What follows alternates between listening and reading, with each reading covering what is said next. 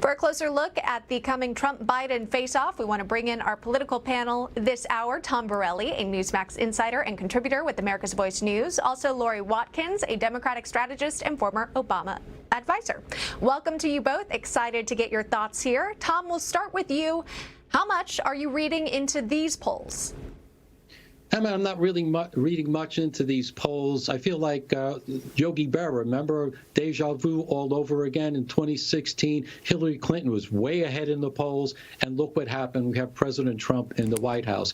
In some ways, I think this is good because the worst thing you want to do is be complacent. I think polls like this really energizes the Trump base, and I think that what we're going to see. And most importantly, the election is going to come down to policies. When you're looking at Texas, Biden wants a new Green Deal light program, and Texas is an energy-producing state. When they find out that Biden wants to jump back into the Paris Climate Accord and wants to essentially regulate fossil fuels out of existence with zero net emissions of carbon dioxide, President Trump is going to win Texas, and he's going to win it big, as well as those other states, because when you really boil it down, former Vice President Biden, he's really a fraud. He likes to plagiarize, doesn't have any of his own ideas. The American people are going to find that out very soon. All right, Lori, I'll have you respond to that. Of course, keep in mind, we are 3 months out from the election. A lot can happen.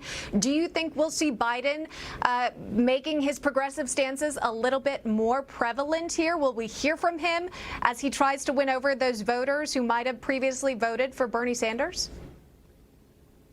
I think you'll see Vice President Biden as the candidate work his magic with as far as communicating these policies. But I think what's very interesting is in all the states that you mentioned, there are incredible amounts of down ballot candidates that are also communicating the same message. I think this is going to come down to healthcare, the COVID response, and the economy. In those 3 states you mentioned, they have the highest rates of infection, positive cases. The economy is starting to seriously take a downturn in those states because businesses were told to open, then they're told to close again. Then they're told to open and close again. You've seen these numbers start to change in these states because people are suffering, and the president has not communicated a plan, nor has his administration. And now we're going into where they want to open schools, and people are terrified, and you're going to see these numbers continue to change. But as my fellow panelists said, it is a bit early, and we'll see what happens. But strong moves for the Democratic Party. Okay, President Trump has seen the poll. Here's what he says about his odds in Texas. Listen to this. We would have had millions of people out of work. I saved it. And then they say I'm leading by 1 point in Texas. They said it last time, too. They said Texas is too close to call. They're phony polls, they're suppression polls. But to think that after saving the oil and gas business and millions of jobs, I'm leading Texas by 1 point, I don't think so. All right. As Lori mentioned, a lot of things to consider, the economy being a huge factor here. Tom, do you think the president is potentially more equipped to rebuild it as he's promising to do so? Well, I'm sure. Just look at the record. President Trump has really built a tremendous economy till we had the Black Swan event from China.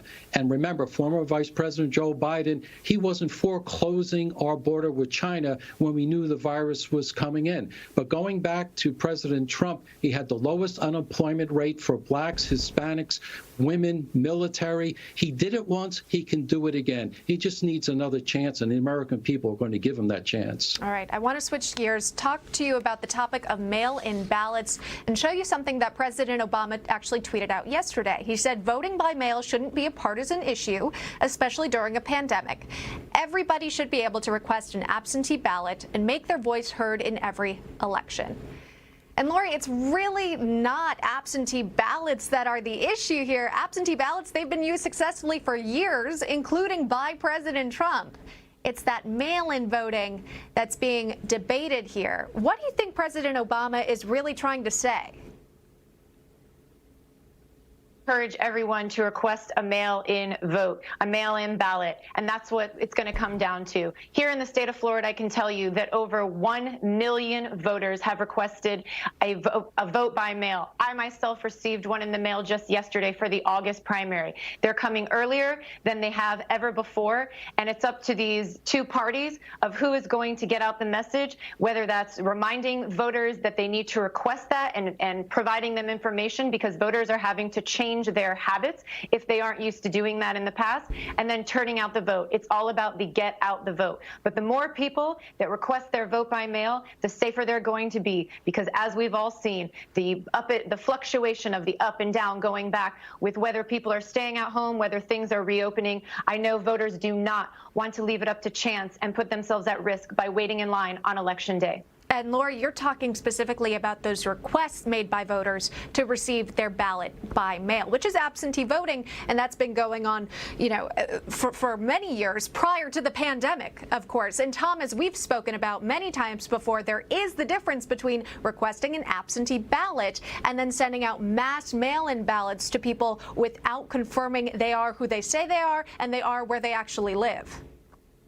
No, Emma, you're absolutely right. There is a certain difference there. And really what former President Obama is really recognizing is that Joe Biden doesn't have a chance. The only way he has a chance is if Democrats cheat.